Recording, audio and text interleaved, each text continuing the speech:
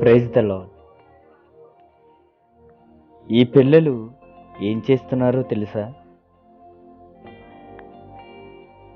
ప్రతి విశ్రాంతి దినం ఆటపాటలతో సరదాగా గడపవలసిన ఈ పిల్లలు యేసు పలికిన మాటకు ఆకర్షితులయ్యారు. మన ప్రభువైన యేసుక్రీస్తు వారు పలికిన మాట, చిన్న పిల్లలను నా వద్దకు రానిండు, అటువంటి వారిదే పరలోక రాజ్యము. అందుకే ప్రతి విశ్రాంతి దినం దేవునితో ఈ పిల్లలు సహవాసం. విశ్రాంతి దినంలో దేవునితో సహవాసం చేస్తున్న ఈ పిల్లలను చూద్దాం రండి.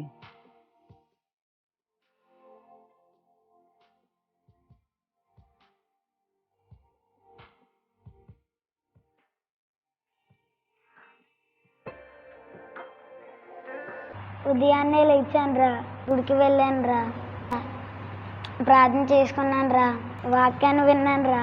బయటకు వచ్చాక ఏమీ అర్థం అవ్వలేదురా, అదేంటో మర్చిపోయాను రా. వాక్యం అర్థం లేదా?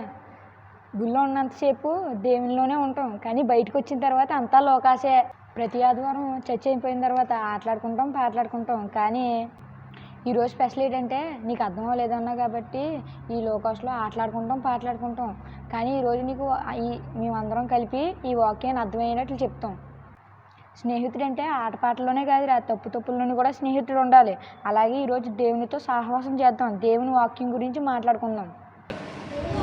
దేవుని వాక్యం కోసం మాట్లాడుకోవడమా? ఇదేదో చాలా బాగుంది. ఈరోజు వాక్యం ఏంటంటే, బల్షాలిష్ అనే ఒక గ్రామంలోంచి ఒక అబ్బాయి 20 రొట్టెలను తెచ్చాడనమాట. ధాన్యపు మినలతో చేసి తన స్నేహితుడు ఎలీషా కానుకగా తెచ్చాడనమాట. తెచ్చి ఆ రొట్టెలు ఆ సంవత్సరం క్రొత్తగా ధాన్యంతో చేసినవన్నమాట. చేసి ఆ ఎలీషాకు కానుకగా అర్పించాడనమాట. ఎలీషా తన సేవకుడిని పిలిచి తన ప్రవక్తలకు పంచిపెట్టమని చెప్పారనమాట. అవునా, అర్థమైందిరా. ఎలీషాకి రొట్టెలు అడిపించాడా? బాగులేడానికి మంచివాడు. ఎలీషా అన్నాడంట్రా, ప్రభు చెప్పినట్లే ఈ భుజించిన పిదప కూడా ఇంకా కొన్ని మిగులుతాయి అన్నాడంట్రా. ఒక అల్ప విశ్వాసం అన్నాడంట్రా, 100 మందికి ఏం సరిపోతాయి అన్నాడంట్రా. కానీ ఎలీషా అన్నాడంట, ప్రభు మాటిది, ఇంకా కొన్ని రొట్టెలు తిన్న కూడా ఇంకా కొన్ని మిగులుతాయి అన్నాడంట్రా. ప్రవక్తలు తిన్న తర్వాత కూడా ప్రభు చెప్పినట్లే ఇంకా కొన్ని మిగిలినాయి అంట్రా రొట్టెలు. ఇంతటితో మొదటి పట్టణం ముగిసింది, కానీ ఇంకా కీర్తన ఉంది. దావీదు మహారాజు గారు ఇలాగని రాశారా, అది ఏమనో తెలుసా? ప్రభు, నీవు చేసిన ప్రాణులన్నీ నిన్ను స్తుతించును, నీ ప్రజలు నిన్ను కొనియాడుదురు. ప్రభు, నువ్వు చేసిన ప్రాణులన్నీ నిన్ను స్తుతింతును, నీ ప్రజలు నిన్ను కొనియాడుదురు. వారిని రాజవైభవమును సన్నుతింతురు, నీ ప్రభావమును ఒగ్గటింతురు. ఎంత చక్కగా ఉందో దావీదు రాజు రాసిన కీర్తన.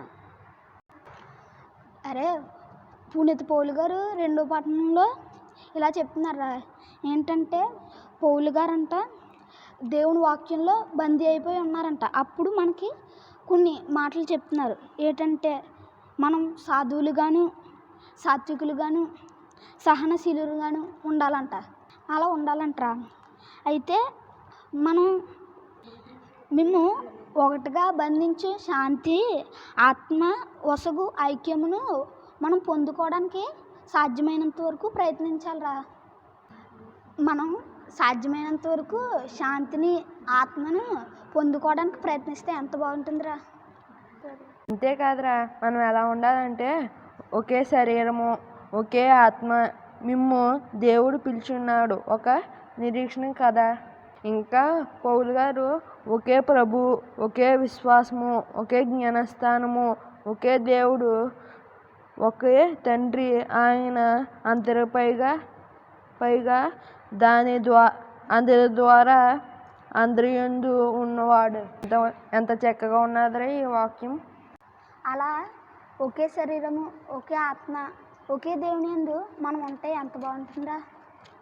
పౌలు గారు ఎఫీసులు రాసిన లేఖలో చాలా బాగా రాశారు కదా. ఇప్పుడు చివరగా యేసుక్రీస్తు చాలా బాగా మాట్లాడుతున్నారు. ఏమనో తెలుసా? అప్పుడు యేసు రొట్టెను తీసుకొని ధన్యవాదములు అర్పించి కూర్చున్న వారికి వడ్డించెను. అట్లే చేపలను కూడా వారికి తృప్తి కలుగునంతగా వడ్డించెను. ప్రజలు యేసు చేసిన ఈ సూచక క్రియలను చూచి వాస్తవముగా ఈ లోకమున రానున్న ప్రవక్త ఈయనయే అని చెప్పిరి.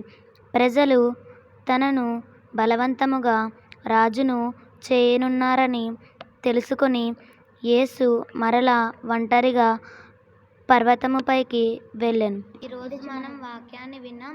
ఈరోజు వాక్యం చాలా బాగుంది.